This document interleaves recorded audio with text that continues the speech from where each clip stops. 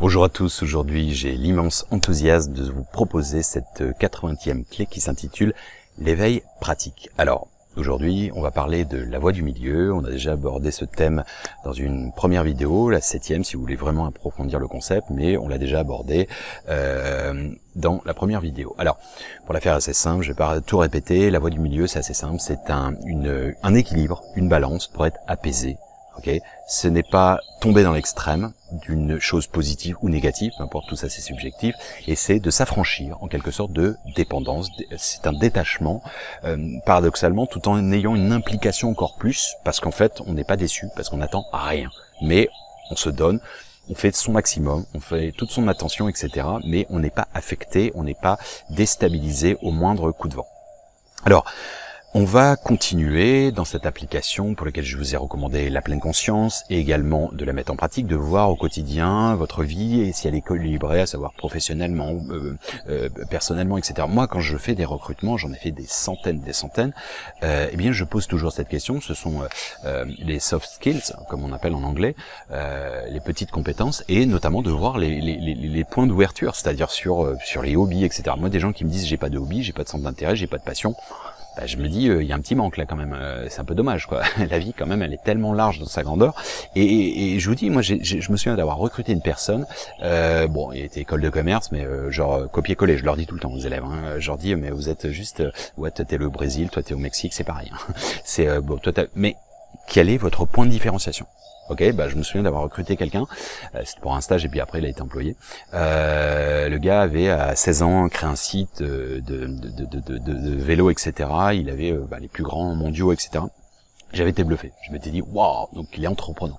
Et je m'étais dit ça c'est street life, hein, c'est l'école de la vie. C'est pas le truc académique, machin. Je fais des beaux petits PowerPoint et machin. Non, moi ce qui m'intéresse c'est ça. C'est les centres d'intérêt, c'est les passions. Beaucoup plus. Je vous dis franchement, les études je les regarde pas. Je regarde pas les études moi. Je regarde ce qu'il y a dans le bid, je regarde les compétences, bien entendu, les expériences, mais donc je regarde leur CV, mais je regarde surtout dans la personne ce qu'elle est, ce qu'elle incarne, le potentiel qu'elle a. Et notamment quand c'est des jeunes étudiants, bah voilà, ils n'ont pas d'expérience, c'est logique, mais ils ont un potentiel. Alors aujourd'hui, on va aller un peu plus loin, on va regarder un petit peu dans cette notion de voie du milieu, d'être aligné, éviter les extrêmes, de basculer, parce que les deux sont nécessaires dans la notion de dualité. C'est la vision entre, donc ça j'ai traité dans la clé 44.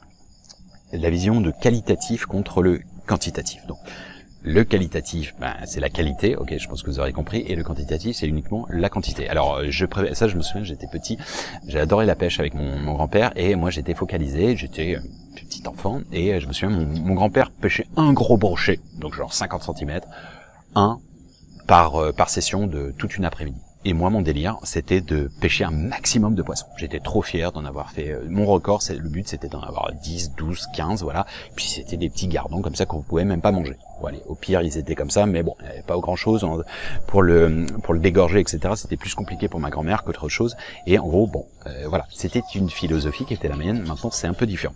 Alors, je peux vous donner des exemples. C'est quoi? Bah, vous avez, je sais pas, vous avez 5000 contacts sur Facebook, réseaux sociaux, et ou bien, et puis, dès que vous avez un problème, il y a plus personne, parce que c'est superficiel, c'est artificiel, et ou bien vous avez 5 vrais potes, amis sur lesquels vous pouvez compter comme les doigts de la main, mais aussi compter sur eux quand vous avez un moment de faiblesse et un problème. C'est quoi? C'est est-ce que vous préférez gagner je sais pas combien de milliers, millions, etc. et puis ne pas avoir de temps, bosser, être ce qu'on appelle un workaholic, c'est-à-dire un drogué du travail, ne pas voir sa famille, un peu comme Steve Jobs qui a eu l'impression de ne pas être investi dans sa vie et surtout de ne pas être là pour les gens et d'être imbuvable. Okay, vous préférez être Steve Jobs ou bien vous préférez être Monsieur Anonyme qui gagne chichement sa vie, bien, il en a assez, il n'a pas besoin de plus, il est bien, je ne vais pas donner de chiffres, mais ça lui convient et voilà, il bosse, je sais, le temps 4 heures par jour, c'est sa passion, il l'œuvre. Ça, regardez, lisez ou écoutez Sage Passage, cet ouvrage qui dépeint une nouvelle civilisation. eh bien, du futur ou du passé, eh bien, je vous conjure que, alors eux, ils ne parlent pas de travail, ça fait 20 ans que j'en parle, c'est ils œuvrent parce que c'est de l'ordre de la passion, c'est un plaisir, ils travaillent pas plus que 4 heures par jour, et ils sont très bien comme ça, et en gros, il n'y a pas, travail, ça veut dire, c'est un instrument de torture, hein, quand même, travalium, c'est un instrument de torture, donc déjà on partait mal à la base, bah oui, on trimait à l'époque, soit on était agriculteur, et après on est passé dans les temps modernes à ouvrier, vous aviez deux choix, vous étiez artisan, mais c'était très rare, ou bien vous étiez dans la noblesse, et c'était extrêmement rare également. Tout ça pour dire, pour revenir sur cette notion de en gros, le gars qui a du temps et il a du temps pour sa famille, etc. Et puis il en veut pas plus, il veut pas une carrière, il s'en fout et il est bien comme ça. Eh bien, encore une fois, c'est pas un jugement, mais c'est plus qualitatif que l'inverse. Alors, surtout dans cette ère du jetable. Alors, est-ce que vous préférez un pull qui va vous durer 10 ans ou bien un truc, je sais pas, il y a junk food, il y a junk clothes. Je travaille aussi dans la mode, dans l'industrie de la mode. Un t-shirt qui va vous faire ou un pull qui va vous faire 6 mois et qui est juste jetable en gros. Voilà. Ça, c'est un peu la notion. Alors, ça évite les gâchis, ça évite, l'excès, l'excès de consommation. Ça permet paradoxalement de réduire ses besoins et d'accéder à l'abondance. Alors, je vous invite, en guise de technique et d'application de la voie du milieu, c'est de regarder en gros, en général, titre personnel, vous considérez que votre vie est qualitative ou quantitative, en pourcentage, pour voir un petit peu la jauge, de manière globale. Faites la même chose avec l'humanité. Est-ce que vous considérez que le monde, alors le monde dans sa globalité est qualitatif, quantitatif? Ok, quel pourcentage? Puis après, vous pouvez ramifier comme ça une personne, ou bien votre famille, ou bien j'en sais rien, peu importe. Mais voilà, faites-le pour un peu tout le monde. Alors, pour vous aider aussi de voir un petit peu comment vous vous situez, ça, j'ai déjà fait part de ce test, essayez de mettre par ordre d'importance ce qui, pour vous, ce qui prime, à savoir être épanoui, vous êtes obligé de le mettre dans l'ordre, c'est-à-dire 1, 2, 3, le premier, deuxième, troisième, voilà, tous sont importants, évidemment, c'est un peu le jeu, mais ce qui prime pour vous et ce qui est le plus, ce qui est qualitatif ou quantitatif. Être épanoui, être en bonne santé, avoir une famille, avoir de l'argent, satisfaire vos rêves, être utile, donner du sens, avoir beaucoup d'amis, être intégré, être reconnu, être aimé ou bien aimé. Encore une fois, il faut le mettre par ordre. Alors, de manière détaillée, essayez d'aller plus loin dans les ramifications de votre vie, dans votre travail. Est-ce que c'est qualitatif ou quantitatif? Oui, j'adore mon job, c'est génial, je suis passionné, c'est très qualitatif. En revanche, le salaire, il est ridicule, il est même il est insultant. Bon. C'est peut-être un problème, dans la méthodologie, dans les responsabilités, etc., dans la famille, dans tout. Passez au crible quantitatif, qualitatif. Ok, dans l'alimentation, est-ce que votre hygiène de vie, est-ce que j'estime que c'est qualitatif à 80% parce que je mange bien. Oui, je mange un peu de la junk food, un petit fast-food de temps en temps, un petit kebab bien bourré de mayonnaise, je vous dis n'importe quoi, mais oui, et c'est comme ça et c'est bien équilibré. Voilà, je ne suis pas dans le truc, je mange du cuit vapeur tout le temps et encore, en gros, c'est ce que j'appelle une vie cuit vapeur. En gros, c'est une vie qui est aseptisée et qui n'a pas de saveur. Il n'y a pas de sel. Le sel qui sel, c'est quelque chose qui n'a pas de. Voilà, c'est pour ça que, encore une fois, il n'y a pas de voie absolue, il n'y a pas de voie miraculeuse, il y a des adaptations miraculeuses. Mais ça dépend de chacun, encore une fois. Venez dans ma vie, je la trouve exceptionnelle, je suis enthousiaste, et il y en a plein qui se feraient chier à mourir, parce qu'ils disent, ah bon, c'est ça? Bah oui, en fait, ça rend l'ordinaire extraordinaire. Ma vie est ordinaire. Elle est génialissime, parce que voilà, je suis dans des endroits, j'ai une femme adorable, j'ai un enfant extraordinaire, je me réalise. Merci l'univers pour d'avoir voulu créer ce scénario. Cela étant, je suis sûr que vous transposez avec plein de gens, s'ils sont en dépression, etc., ils vont venir. Alors, c'est sûr, s'ils adhèrent à ma philosophie, ce sera un peu différent, mais disons que s'ils viennent avec leur tels qu'ils sont, peut-être qu'ils vont se faire chier à mourir, on va se dire, ah bon, c'est ça, ils nous vendent du rêve, quoi. Non, je vends pas du rêve, c'est juste que j'essaie de faire de ma vie un rêve et de ce rêve une réalité. Voilà, nuance. Bon, je pense que vous aurez compris. Qu'est-ce que vous aimeriez, essayez de vous poser ces sections, qu'est-ce que vous aimeriez qui passe du quantitatif au qualitatif dans la société, à chaque échelle de la société? Alors, qu'est-ce que c'est? Je vous dis, par exemple, la quête du buzz. La quête du buzz. Si vous avez, par exemple, oui, il y a quête du buzz, putaclic, allez, ma chaîne, allez, on va y aller. Oui, je la trouve qualitative. Et du coup, elle est pas quantitative parce que c'est peut-être un peu trop profond, peut-être que je prends trop de temps, peut-être c'est mal fait, peut-être c'est nul, j'en sais rien, mais moi j'estime que c'est bien. Et pourtant, elle marche pas. Ok, bon, il y a les algorithmes qui sont pas parce que j'ai deux langues, je fais pas de putaclic, etc. Oui, j'estime qu'un article profond, etc., une personne qui qualitative me plaît plus qu'une personne qui est populaire, qui est super connue, etc. Alors que elle fait juste du buzz parce qu'elle dit de la merde. Je suis désolé, parce qu'elle est polémiste. Hein. Il y en a un qui est un polémique. Sa fonction, c'est d'être polémiste. Ah bon? Vous définissez comme polémiste, monsieur? Ah bon? Et vous voulez avoir les rênes du pouvoir? Polémique, alors en fait, c'est un fouteur de troubles. C'est un mec qui critique. Ok, tu critiques, mais t'as des solutions aussi derrière. Bon, à bon entendeur. Salut. D'un Z qui veut dire zéro. Elle est belle, pour ceux qui auront compris. Alors, oui, quand on crée sur la haine, sur le vice, c'est pas aligné, ça. Hein. Je vous dis, tous ceux qui ont fait le buzz sur, par exemple, des trucs anxiogènes, que ce soit la pédocriminalité, sur tout ce qui était Covid de sens.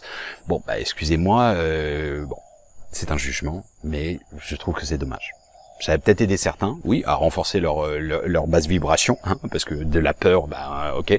Moi, j'ai jamais voulu rentrer dans ce jeu-là, et pourtant, ça aurait été plus quantitatif. Mais je veux pas du quantitatif. Moi, je préfère qu'une seule personne, parmi vous tous, et plusieurs ont déjà témoigné, ça a changé leur vie. Eh bien, ça, c'est important. S'il y en a une seule, eh bien, ça a servi. S'il y en a même pas une seule, eh bien, il y a moi déjà, parce que j'ai restructuré mon esprit et j'ai réappliqué. À chaque fois que je refais quelque chose, je vous le redis, je me le ressasse, je me le redis. Voilà. Donc encore une fois, foi du milieu. Alors, qu'est-ce que vous aimeriez changer dans la société? Alors, faites cette gymnastique d'analyser tout le temps, qualitatif, quantitatif. Ok? Qu'est-ce qui serait mieux en quelque sorte? En fait. Pourquoi je vous dis ça? Parce qu'en fait, la critique est facile, l'art est difficile. J'ai fait ça dans Sage Passage. J'ai dépeint une civilisation avec des institutions, etc. Parce que depuis que je suis adolescent, je ne vibre pas avec la société. Et c'est pas la société française et j'ai fui à l'étranger, etc. Il y a plein de problèmes ici à Bali. En Chine, c'était pareil. Il n'y a pas d'Eldorado. D'accord? Mais j'ai toujours été aligné en harmonie parce que voilà, j'essaie de déceler ce qui est qualitatif de ce qui est quantitatif. Et la voie du milieu, mais au-delà de ça, en fait, j'ai surtout essayé de proposer une nouvelle civilisation, et vous allez me dire, oui, mais si tu l'as fait tout seul, on y viendra parce que c'est basé sur le sens commun. Lisez Sage Passage, il est gratuit, téléchargeable depuis mon site. Si vous savez pas lire, si vous êtes aveugle, si vous avez des problèmes de vue, vous pouvez l'écouter en audio. Je dis tout ça parce que c'est un dos du cœur, hein, et je pense que c'est d'intérêt public. Alors, si vous voulez, je vais vous lire notamment un passage. À l'échelle microcosmique, individuelle, nous choisissons notre vie en fonction de ce que nous aimons, de ce qui nous fait vibrer, au lieu d'une quête exclusivement de l'argent, d'une carrière ou du consumérisme. À vrai dire, nous mesurons nos comportements en fonction de nos besoins réels et pas seulement en fonction de la mode, de la publicité, des leaders d'opinion. Nous sommes aussi conscients de notre nutrition, bio, etc. Au niveau macrocosmique, la condition humaine ou l'intérêt humain collectif doit passer avant le profit. En gros, nous sommes pleinement satisfaits de ce que nous avons et ne sommes pas frustrés par ce que nous n'avons pas parce que, de facto, nous avons tout ce dont nous avons besoin et dont nous sommes et donc nous sommes comblés. C'est assez simple au final, ça tombe sous le sens, c'est la base de l'abondance. Si vous avez pas des attentes énormes sur la vie, eh ben vous êtes heureux. Mon voisin, sa vie, elle est très dépourvu de confort, etc. Il est toujours heureux. Il est toujours en train de sourire, etc. Il y a des gens qui ont des millions et des millions. Toutes les stars, enfin la plupart des stars sont névrotiques. Ok, bon, je pense que vous aurez compris le qualitatif du quantitatif. Le bonheur n'est pas d'avoir tout ce que vous voulez, mais d'être satisfait avec ce que l'on a. Alors je peux vous donner justement des pistes à savoir sur le qualitatif, quantitatif, dans cette nouvelle ère que j'ai dépeinte et qui sera à terme, vision holistique par rapport à la dualité, la conscience collective par rapport à l'ego individualiste, l'interconnexion par rapport à l'hyperconnexion illusoire, les réseaux sociaux et autres, la reconnexion à la nature par rapport à la possession, par la matérialité et la possessivité, la dimension éthérée par rapport à le matérialisme exclusif, le rapport au temps harmonieux par rapport à la pression du temps, le temps elliptique toroïdal avec les notions de ligne de temps, par rapport à une flèche du temps linéaire, la pleine conscience par rapport à une agitation constante cérébrale, une harmonie par rapport au plaisir,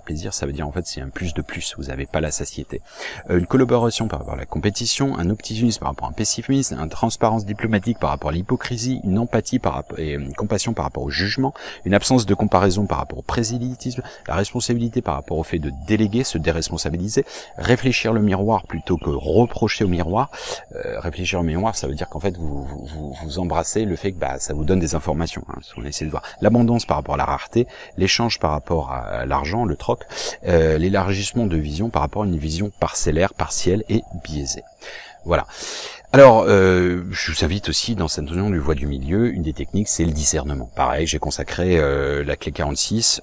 C'est quoi en fait discerner, ça veut dire séparer, mettre à part. Critique, crisis, ça veut dire trier. Ok, le bon de la mauvaise livrée, pardon. C'est ça, c'est la voie du milieu toujours. Ça veut dire, pour essayer de flirter avec l'exponentiel de la vérité et l'objectivité qui n'est pas de ce monde. Ok, la vérité était dans la main de Dieu, elle s'est brisée, chacun en prend un morceau et dit que toute la vérité s'y trouve. Ok, ça c'est de Rumi.